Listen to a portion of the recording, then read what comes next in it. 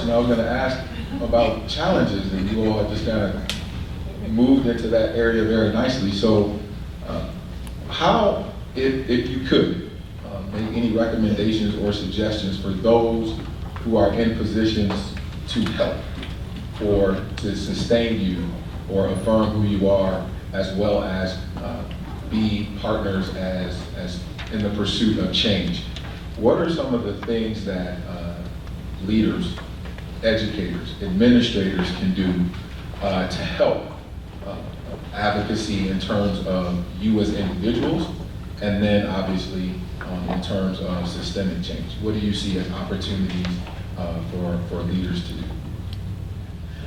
For me, I think like, especially for teachers and educators, like everything that you do enables like the next generation to do better or to do worse, right? Sorry to put that kind of pressure on you.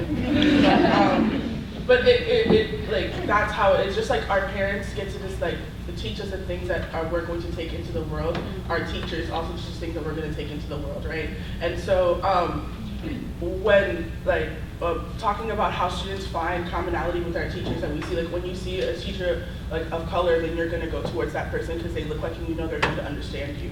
But for like white teachers, white students are going to look at you and see, hey, that person's going to understand me. But then being able to give that person the perspective on what it looks like to talk about privilege, talk about these things, and having those conversations is going to enable that person to leave their K through 12 education and come to college and have an understanding of it. And for me, for someone who sits in a lot of conversations, I sit in conversations with people who are going to be seniors in college who don't understand privilege, who don't understand the ways in which they're like the ways in which they are contributing to an oppressive society, right? And so, and a lot of the time when you're in like college, a lot of people are like, well, I'm from a small town, but it's like, we're all from a small town. And we're all, like, nobody's education system was that good, where we all had to go and search for something else, right? There was a point in time when you had to go and do a Google search and say, I need to know more about this. Or there was a time where you had to decide to go and get a book to read more about something. And for a lot of marginalized people with marginalized identities, it's like, I had to do it to survive. You have to do it to help me survive, right? And it's all about how like the humanity piece of it plays in. And so I would encourage you to have like conversations about privilege in your spaces, in your classrooms, and that way you're allowing for students of color not to just feel like they're being alienated in their experience. Because sometimes you sit in a space and you're like, how is no one else seeing this, right? And so having someone, like, teachers are so important because you set the tone for how the space works, and you set the tone for how people can live in that space with you, right? And so how your students feel in that space. So if you're able to say, okay, we're talking about privilege today, or we're talking about how this works in the world, or how society does this, and then that way you're including everyone in the conversation, so that one kid doesn't feel like they're the one that has to raise their hand and say, hey, like, what about this? Because a lot of the time when you're that one kid, then people are like, why are you always bringing up that issue? You're bringing up that issue again. And then it's like, but if we're all talking about it, then it's not like you're an issue, but there is an issue, and how do we create meaning together, right? My best friend is a early childhood education advocate as well. And she tells me all the time about how frustrated she is with most of her parents, because she spends way more time with her kids than these parents do. Like, they'll come pick them up and be like, I don't even know how to soothe this child, how to make them calm down, any of these things, right? So it's the same thing for high school. Like, you see us, high school, middle school, it's all the same thing. Like, you see us so much more often than our own family does. So that influence you have is real. And it's just as simple as language, how you speak to somebody, right? Like the conversations you have and how comfortable you make yourself in it. Because it's also about how obvious you make yourself, how comfortable you make yourself in it, if that makes sense. Because for teachers, especially white teachers, sorry to break it to you, but it's not about your comfort. It's not about that, especially when it comes to kids of color.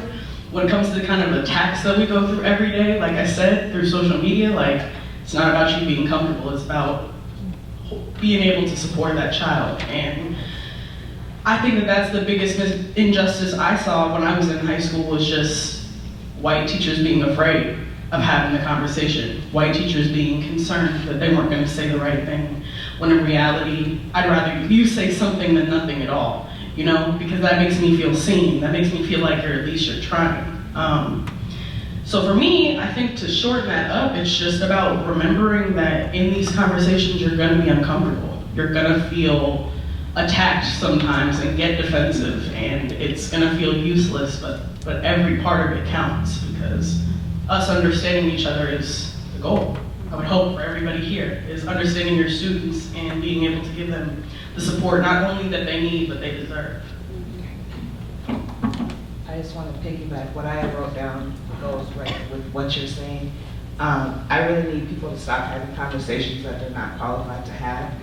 And what I mean by that is, if you know that you don't understand your own level of privilege as an adult, please stop initiating these conversations with these kids and you don't even understand it yourself. I'm a very transparent person, and my frustration is a lot of times I'll go into these meetings and I see somebody who's running the meeting, and I'm like, you don't even understand for yourself. You haven't admitted to yourself. One thing, in high school I had to have a tough conversation with my English class because they always felt like the black kids weren't as qualified to answer the questions. And a lot of times we would suppress our voice just because there's only like 2 or 3 of us.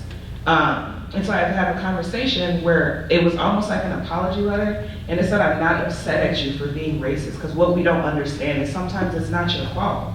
Sometimes you're a product of your environment. And so we have to start being honest with ourselves and looking at ourselves as a self-reflection first to see what type of prejudices or what type of racist things that I pick up from my parents just because, and it's not, I'm not saying like, in a way, like there's a lot of healing that needs to happen. Because it's like, I forgive you, you didn't have a choice.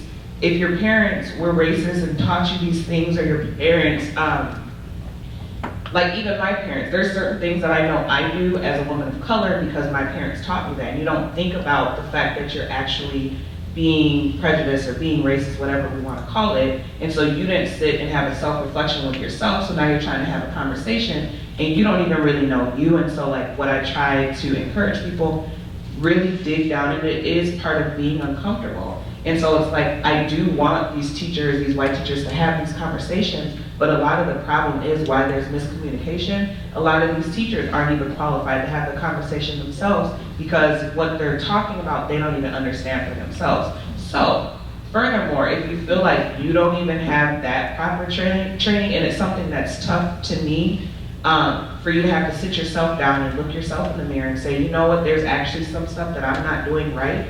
And for me, just the person I am, I'm a loving person. I'm not upset at you, but we do need to talk about the fact that there are certain things that you still do. You still roll up your window when you see, you grab your purse, you walk, whatever it is.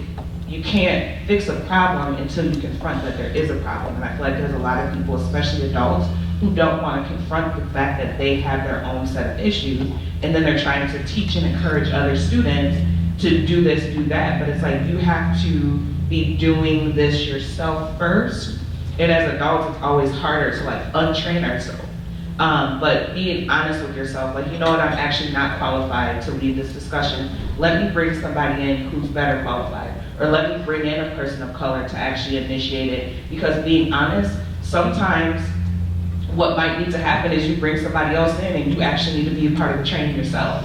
And so it's like being honest and being real with yourself, and stop sugarcoating.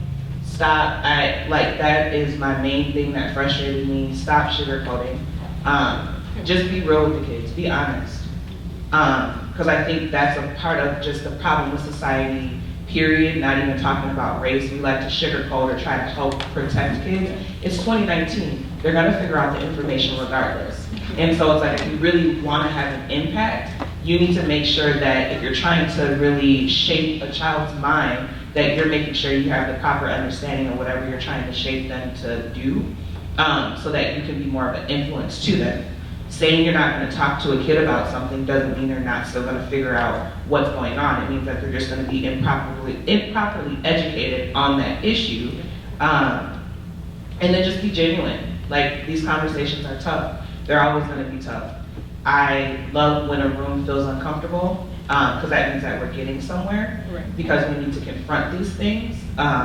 So yeah, just, if you know that you yourself, you still have some issues, that's something, and it's not a point of judging people, but it's something you have to speak to yourself about, please stop having these conversations, because I think that's why then we get these students who are in college and they're still confused, and then they feel like they're qualified, or they feel like they know what they're talking about because their teacher improperly had a conversation with them, and you're just looking at them like, okay, like, you know what I mean? So yeah, I just want to piggyback off of that. Please stop having these conversations. If you haven't had the conversation with yourself, a real conversation with yourself, and we all know what that means. You know if you've been honest with yourself, and you know if you've been kind of BSing with yourself your whole life as well. And it's never too late to start, doesn't matter how old you are. Yeah, I just want to really reiterate that, like, you can't be afraid to make yourself and your white students feel uncomfortable when you have black and brown students in your classroom, because I feel like that's the biggest thing that stops people from having that conversation, like, oh, I don't want to make my white students feel like they're racist. Oh, I don't want to make them feel like this world hates them or something. But that just makes them go through life not knowing what the hell's going on. And then they get into college and they say something like, well, I believe that reverse racism is real or something like that. And then I have to deal with that. I don't want to have to deal with that. So, and then, like, as you were saying about bringing in people, if you don't feel comfortable or strong enough to have this conversation, I just feel like we all know the education system is a colonial construction, and to break that, it is bringing in the community and bringing in people that sponsor the community. So if you're like, I can't have this conversation about Indigenous rights, well, let me go talk to someone from the Native Center and try to have this conversation. That's breaking the professional construct that only I with the education license can teach kids. Like, that's not true. We all know that we learn from a community, so we should start bringing in the community. Can I say one thing?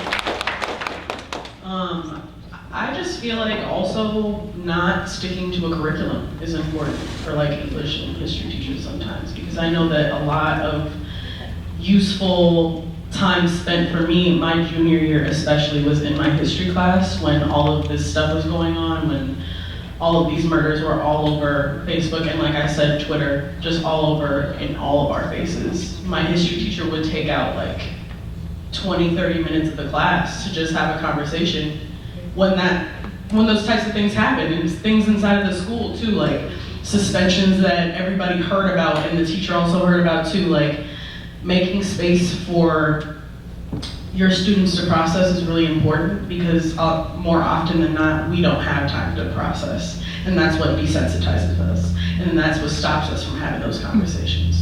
So I feel like it really, when we talk about these conversations like this big one we're having right here, like, you really need to have conversations and make room in your classroom. Like, your kids are not a curriculum. They don't live by that. Their lives are not written by what you have down on a paper to teach them that day. So I just feel like remember that. Equity, to me, is making sure individuals are getting the same support they need. And that's important in our education today. We need teachers, staffs, principals, school board even, we need them to give us students that support, and making sure colored students are feeling comfortable. Because I've had times I did not feel comfortable at all in any of my classes. I didn't get that same level of support as the white students were getting in my classes, and I don't know, I really wish I had like a teacher. I had a teacher, Miss Davis, but at least other teachers to give me that support and give me that same level of education as the other white students in my class. But yeah. I think my biggest thing, especially after my last 2 years in high school, would be that you can't keep brushing things to the side and putting them under the rug, because they're just going to blow up. And when things blow up, it's not good, and then you have students who can't and don't want to come to school just because they don't feel comfortable, and that's not fair when when we don't feel comfortable in a place we have to go to. We don't have a choice at this age, we have to go to school. So I think when a situation comes to you as a teacher or someone in administration, you need to handle it. If you don't know how to handle it, then you need to find someone who can handle it, and you need to assure the student that if you can't handle it, I don't know how to help this situation, but I promise you that I'm gonna find someone who can help you and make you feel more comfortable in a place you don't feel comfortable but have to come to.